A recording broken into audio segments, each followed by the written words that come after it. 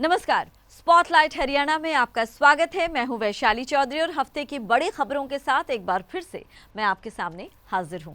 सबसे पहले इस हफ्ते हम बात करेंगे निकाय चुनावों के नतीजों की। जी हां, बड़ा इंटरेस्टिंग रहा जो नतीजा सामने आया। अगर हम ये कहें कि बीजेपी खुश हुई, लेकिन बहुत खुश होने की जरूरत उनको है नहीं। कांग्रेस के जो नतीजे सामने आए वो बेहद कांग्रेस के लिए चिंताजनक हैं, तो वहीं आप भी बहुत अच्छा प्रदर्शन नहीं कर पाई। यानी कुल मिलाकर अगर हम कहें तो बीजेपी और निर्दलीयों ने कहीं ना कहीं बाजी मारी है। तो निकाय चुनावों के नतीजे क्या कहते हैं और चुनावों के नतीजे कहां पर कैसे दिखाई दिए, देखिए ये खास रिपोर्ट।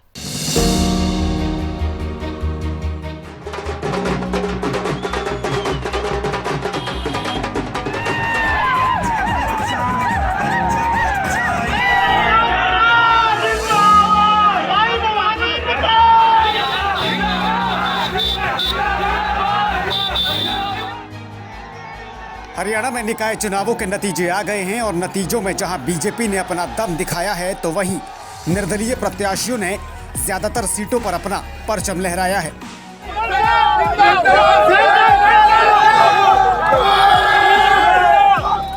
छियालीस निकायों पर यह चुनाव हुआ था, जिसके लिए 19 जून को मतदान हुआ था और आज इसके नतीजे घोषित कर दिए गए हैं। नतीजों की बात करें तो 46 निकायों में ज्यादातर निकायों पर निर्दलीयों और बीजेपी प्रत्याशियों का कब्जा रहा है। हांसी नगर परिषद के चेयरमैन पद पर निर्दलीय का कब्जा हुआ है, जबकि बरवाला नगर पालिका में भी निर्दलीय प्रत्याशी की जीत हुई है। इसके अलावा कालका नगर परिषद में 31 में से 18 वार्डों पर बीजेपी को जीत मिली है। बहादुरगढ़ में भी बीजेपी की सरोज राठी ने जीत हासिल की है।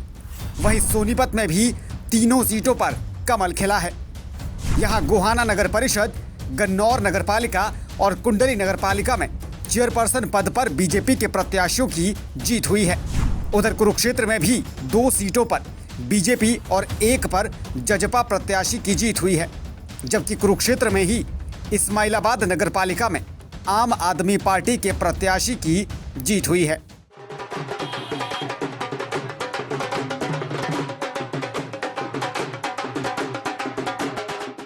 बीजेपी और जेजेपी इन चुनावों को सिंबल पर लड़ रही थी, जबकि कांग्रेस ने निर्दलीय उम्मीदवारों को समर्थन देते हुए ये चुनाव लड़ा था।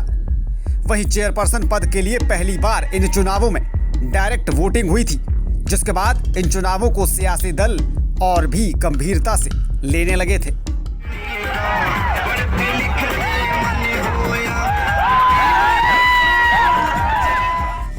समालखा नगर पालिका की बात करें तो यहाँ चेयरपर्सन पद पर बीजेपी के अशोक कुशल की जीत हुई है, जबकि गोहला चीका नगर पालिका में भी जेजेपी की रेखा रानी ने जीत हासिल की है। महम नगर पालिका में भारतीय जनता पार्टी की भारती पवार को जीत मिली है, जबकि महेंद्रगढ़ नगर पालिका में भी बीजेपी के रमेश सैनी विजयी रहे हैं।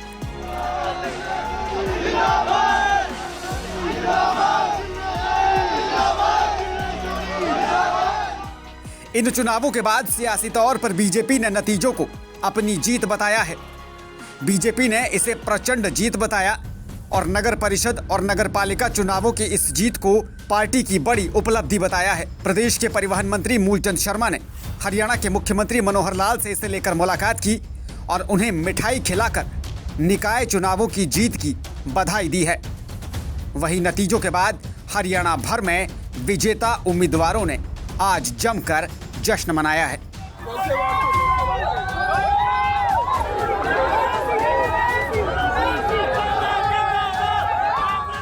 Bureau report, PTC news.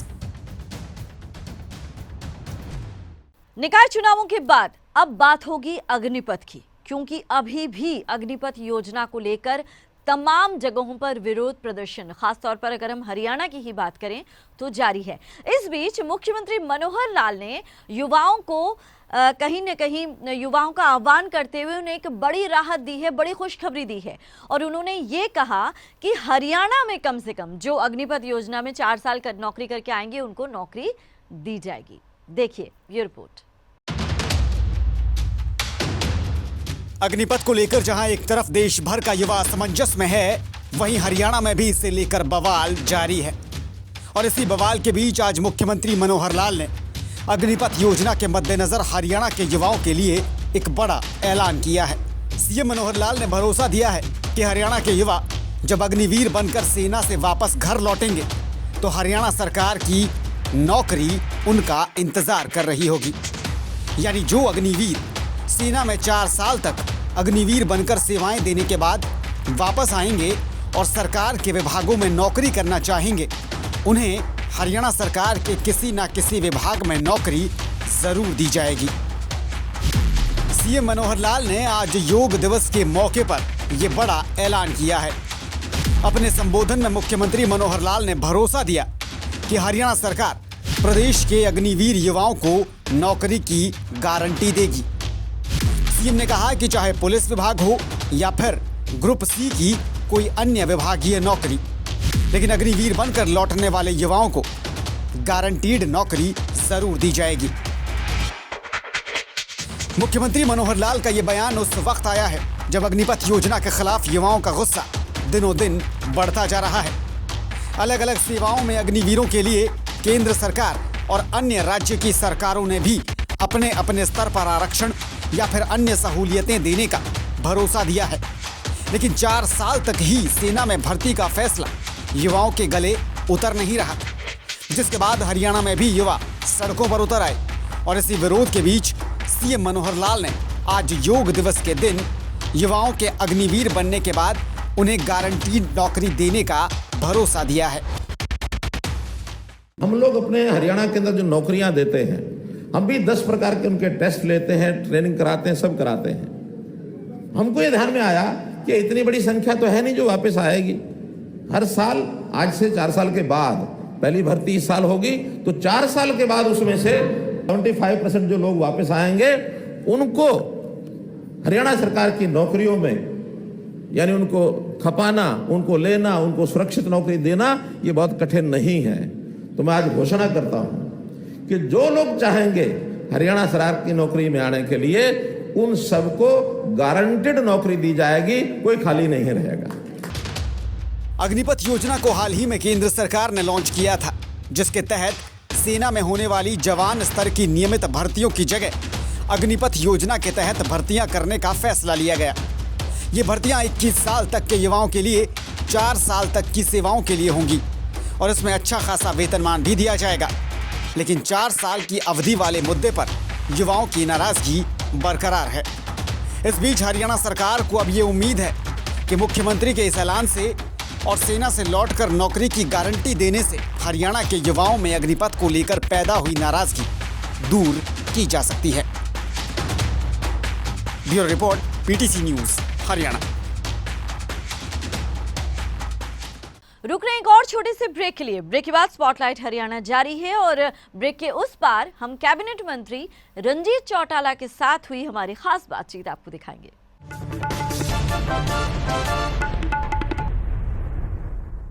Break के बाद स्पॉटलाइट हरियाणा में आपका स्वागत है। और कैबिनेट मंत्री रंजीत चौटाला के मुताबिक निकाय चुनाव के जो नतीजे हैं वो कहीं ना कहीं ये इंगित करते हैं, ये इशारा करते हैं कि कांग्रेस जो है उसका खात्मा प्रदेश में हो चुका है।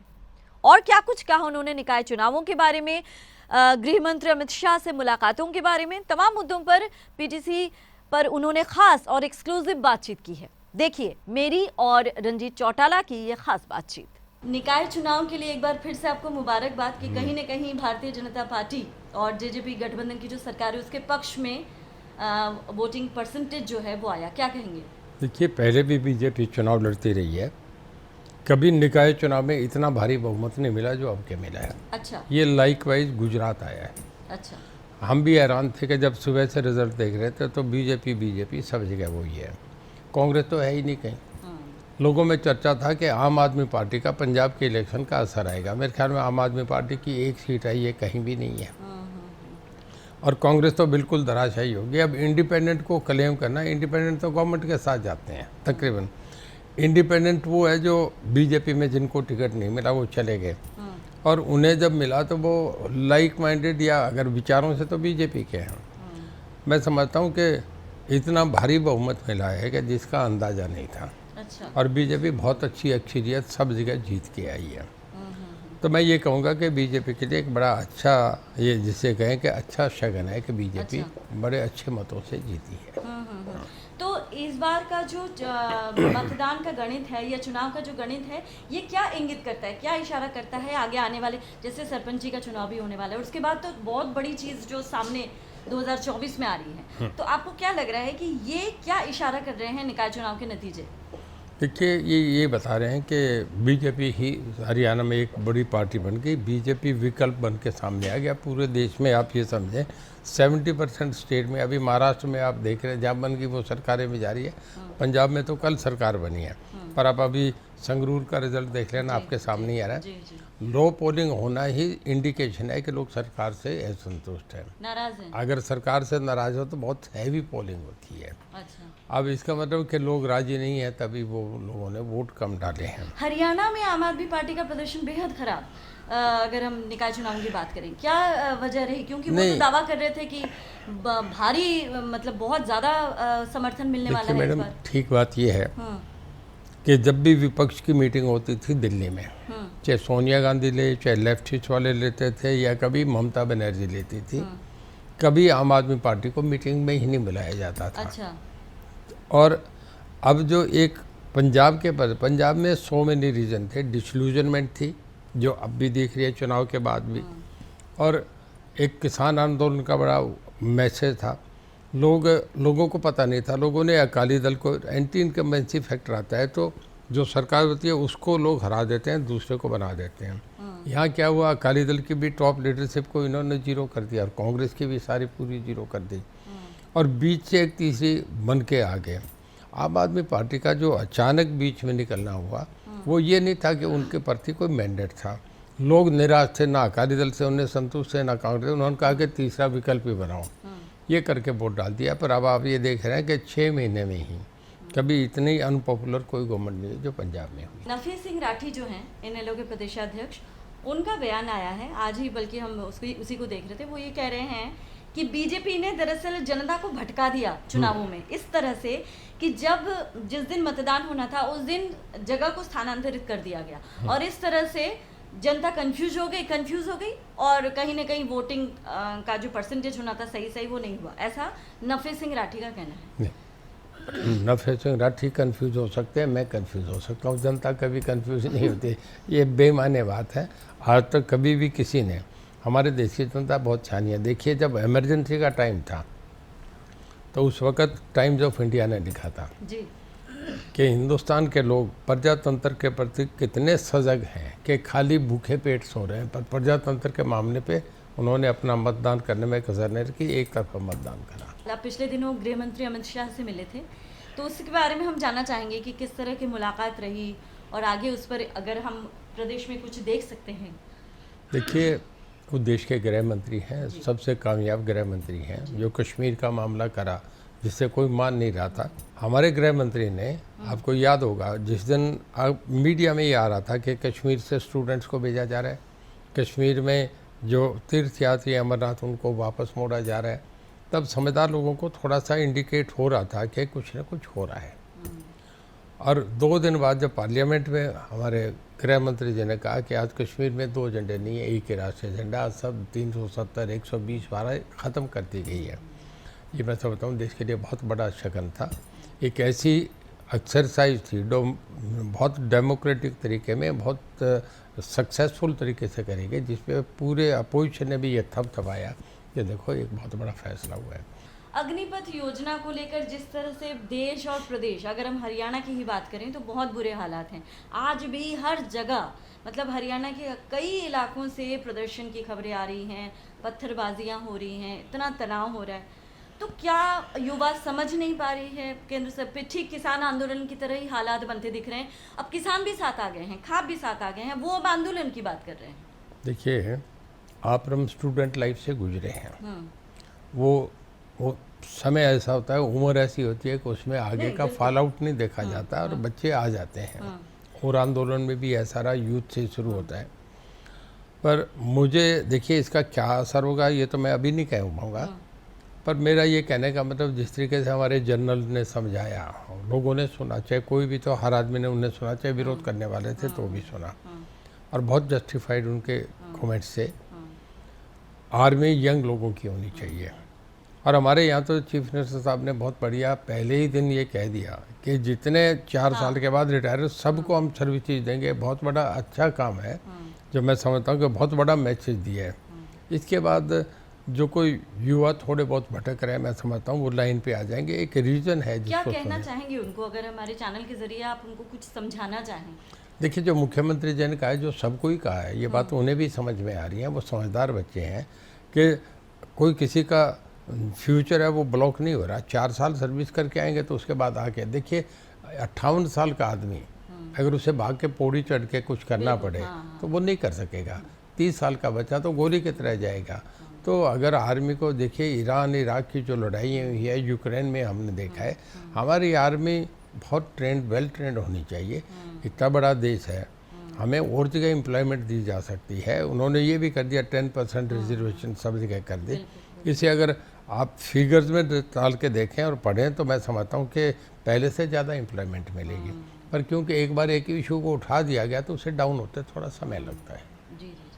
ठीक है सर, बहुत बहुत शुक्रिया इन तमाम मुद्दों पर बहुत धन्यवाद क्लियर मैडम। तरीके से बात करने के लिए। उम्मीद Thank है you. खास तौर पर अग्निपथ योजना को लेकर हम बात करें तो जिस तरह के हालात बन रहे हैं, युवाओं को समझना बहुत ज़रूरी है कि कहीं ना कहीं इस तरह से वो अपना ही नुकसान कर रहे हैं। बहुत धन्यवाद मैडम, हाँ। Thank you. तो ये थे कैबिनेट मंत्री रणजीत चौटाला, जिन्होंने तमाम मुद्दों पर हमारे साथ खुलकर बातचीत की। कैमरामैन शेर सिंह के साथ वैशाली चौधरी, PTC न्यूज़, चंडीगढ़। रुक रहे एक छोटे से ब्रेक के लिए। ब्रेक के बाद स्पॉटलाइट हरियाणा जारी रहेगा, बने रहिए हमारे साथ।